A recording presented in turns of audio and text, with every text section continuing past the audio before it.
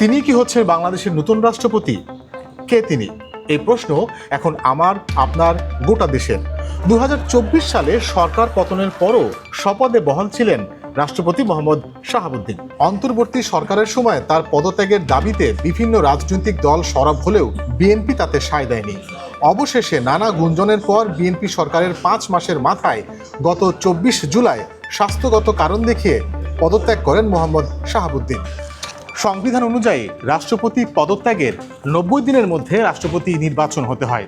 আর সে কারণেই এখন সর্বোচ্চ আলোচনার বিষয় কে হচ্ছেন বাংলাদেশের পরবর্তী 23তম রাষ্ট্রপতি।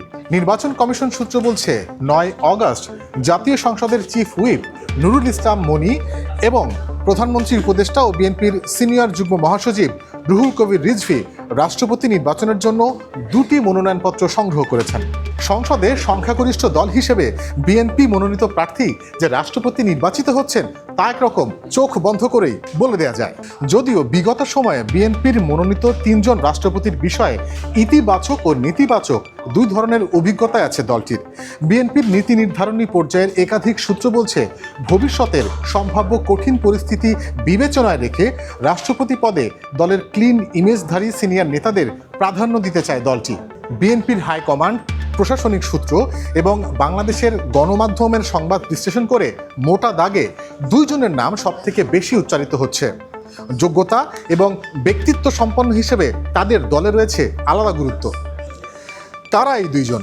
প্রথমে যার নাম এসেছে তিনি স্বৈরাচারের দমন, পীড়ন এবং নির্যাতনে বারবার দলের বিপর্যয়ের মুখে রাজনীতির মাঠ থেকে আন্দোলন সংগ্রাম সংগঠিত করা এবং বিএনপিকে ঐক্যবদ্ধ রাখার এক ঐতিহাসিক সংগ্রামে নেতৃত্ব দিয়েছেন। তিনি আর কেউ নন, তিনি বিএনপির মহাসচিব মির্জা ফখরুল ইসলাম আলমগীর। শীর্ষ 2 নেতার অনুপস্থিতিতে লম্বা সময় ধরে বিএনপির সংকটে এবং ফ্যাসিস্টের বিরুদ্ধে আন্দোলনে মির্জা ফখরুল ছিলেন দৃশ্যমান মূল নেতৃত্বে। 1960-এর দশকে ঢাকা বিশ্ববিদ্যালয়ের ছাত্র থাকা অবস্থায় রাজনীতির হাতেখড়ি। শিক্ষা ক্যাডারের চাকরি ছেড়ে 1990-এর দশকে এরশাদ বিরোধী আন্দোলনের সময় জনাব আলমগীর বাংলাদেশ জাতীয়তাবাদী দল বিএনপিতে যোগদান করেন। 2001 সালে ঠাকুরগাঁও 1 থেকে প্রথমবারের মতো নির্বাচিত হয়ে প্রথমে কৃষি মন্ত্রণালয়ের প্রতিমন্ত্রী এবং পরবর্তী সময়ে বেসামরিক বিমান পরিবহন ও পর্যটন মন্ত্রণালয়ের প্রতিমন্ত্রী হিসেবে দায়িত্ব পান। 2009 সালের ডিসেম্বরে বিএনপির 5ম জাতীয় সম্মেলনে মির্জা ফখরুল ইসলাম আলমগীর বিএনপির জ্যেষ্ঠ যুগ্ম মহাসচিব ও 2011 সালে দলটির চেয়ারপারসন বেগম খালেদা জিয়া মির্জা ফখরুল ইসলাম আলমগীরকে দলের ভারপ্রাপ্ত মহাসচিব ঘোষণা করেন। বিএনপিতে একজন পরীক্ষিত নেতা হিসেবে পরিচিতির পাশাপাশি দলটির বাইরে রাজনৈতিক অঙ্গনে এবং জনগণের কাছে মির্জা ফখরুলের ইতিবাচক ভাবমূর্তি ও গ্রহণযোগ্যতা রয়েছে বলে মনে করে দলটি। দ্বিতীয় নামটি 70 দশকের শ্রমিক আন্দোলনের অন্যতম নেতা এবং বর্তমানে বিএনপির জাতীয় স্থায়ী কমিটির সদস্য এবং প্রধানমন্ত্রীর উপদেষ্টা নজরুল ইসলাম খান। খালেদা জিয়ার জানাজায় বিপুল জমায়েতে দলের পক্ষ থেকে বক্তব্য দিয়েছেন এই প্রবীণ নেতা। নজরুল ইসলাম খান 2025 সালে নির্বাচনে প্রতিদ্বন্দ্বিতা করেননি। এছাড়া তিনি অতীতেও কোনো মন্ত্রণালয়ের দায়িত্ব পাননি।